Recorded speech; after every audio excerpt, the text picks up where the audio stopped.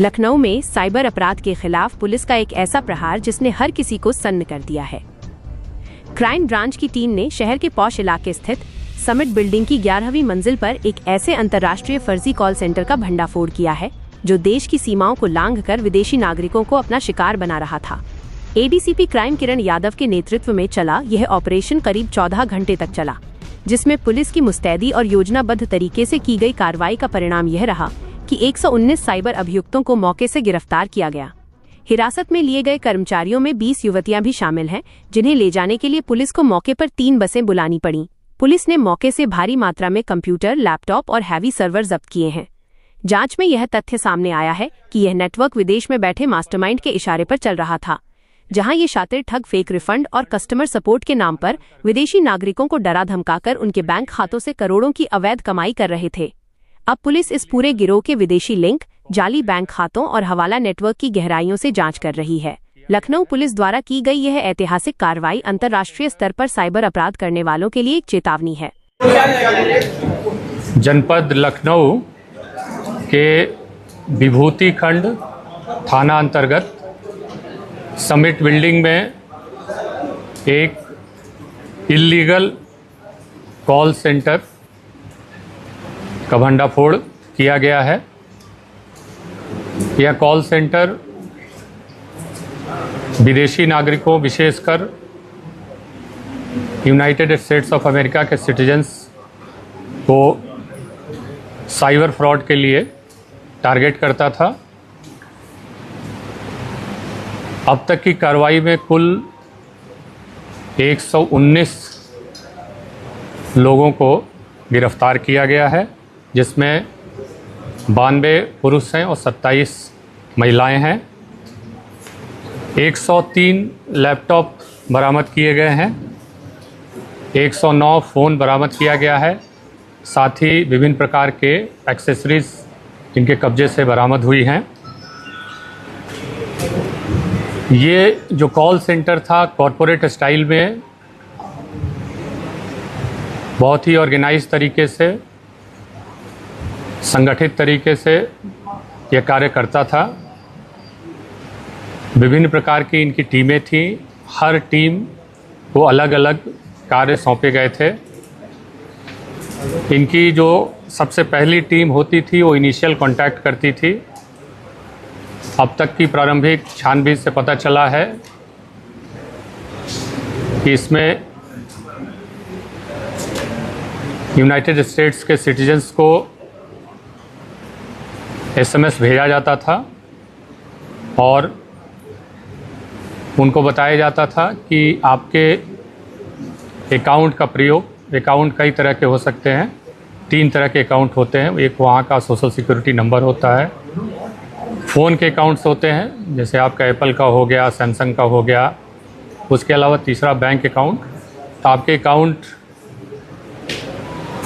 को illegal activity में प्रयोग होना पाया गया है और कृपया आप ये टोल फ्री नंबर से आगे वार्ता कर लें।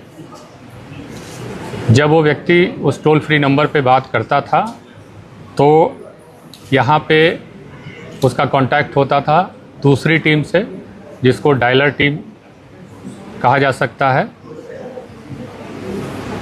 वो डायलर टीम यहाँ पे स्थित थी लखनऊ के हमारे विभूति खंड के समिट बिल्डिंग में, और उनसे विभिन्न प्रकार के फाइनेंशियल डेटा वो गैदर करते थे, बैंक की डिटेल्स गैदर करते थे। साथ ही साथ सहानुभूति भी व्यक्त करते थे कि आप फंस गए हैं, और फिर उनको अग्रेतर कार्रवाई के लिए अपनी दूसरी टीम, जिसको बैंकर टीम आप कह सकते हैं, उसको रेफ़र कर देते थे। बैंकर टीम पहले इनके डिटेल्स को वेरीफाई करती थी और साथ ही साथ यह बताती थी कि हाँ, आपके अकाउंट का दुरुपयोग या उसकी संलिप्तता विभिन्न प्रकार के इल्लीगल ट्रांजैक्शंस में पाई गई है। और वेरीफाई करने के पश्चात उनको थ्रेट भी दिया जाता था कि ये जो एक्शन आपका है तो इसमें आपके विरुद्ध लीगल कार्रवाई की जा सकती है और आप गिरफ्तार हो सकते हैं। साथ ही साथ आपके सोशल सिक्योरिटी नंबर हैं वो फ्रीज़ कर दिए जाएंगे, अकाउंट फ्रीज कर दिया जाएगा, सोशल सिक्योरिटी नंबर ऑपरेट नहीं करेगा। तो उससे वो काफ़ी भयभीत हो जाते थे।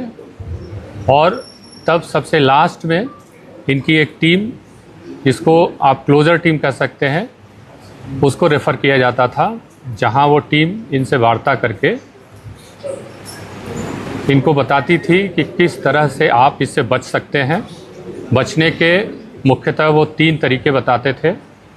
पहला तरीका ये होता था कि आपका चूँकि अकाउंट फ्रीज हो जाएगा तो जितना भी आपके पास पैसा रुपया है वो सब आप निकाल लीजिए और गिफ्ट वाउचर अमेज़ॉन के होते हैं, फ्लिपकार्ट के होते हैं, कई कंपनीज़ के होते हैं, सेफोरा कंपनी का होता है, तो वो गिफ्ट वाउचर ख़रीदने के लिए प्रेरित करते थे और उसका पिन सहित डिटेल्स मंगा लेते थे और उनकी जो टीम थी वो उसको रिडीम कर लेती थी। दूसरा तरीका ये होता था, क्रिप्टो के वॉलेट में मनी ट्रांसफ़र कराते थे, उसके लिए QR कोड देते थे। तो एक तरीका होता था कि उसमें आप डाल दीजिए और आप बच जाएंगे। उसके डिटेल्स मंगा के फिर ये अपने अकाउंट में डलवा लेते थे। तीसरा तरीका होता था वहाँ की UPS, यूनाइटेड पोस्टल सर्विस, जो यहाँ की स्पीड पोस्ट DHL के समकक्ष है, उसके माध्यम से फिजिकली पैसे को, सोने को, चांदी को, जो भी उनके पास बहुमूल्य सामग्री होती थी, उसको प्राप्त करके फिर उसको रिडीम करते थे। और वो पैसा जो प्राप्त होता था वो हवाला के माध्यम से फिर यहाँ आता था। यहाँ जितने एम्प्लॉयज़ हैं उनकी मंथली सैलरी थी 30 से 40 हज़ार के करीब, प्लस कुछ लोगों को बोनस भी दिया जाता था। और यहाँ उनके ट्रांसपोर्टेशन की भी व्यवस्था थी और उनको यहाँ पे ठहराया जाता था। तो कुल 119 लोगों को हम लोगों ने गिरफ्तार किया है और माननीय न्यायालय के समक्ष उनको प्रस्तुत किया। लखनऊ की हर बड़ी हलचल, अपराध की सच्ची खबरें, द लखनऊ टाइम्स, सबसे तेज, सबसे सही।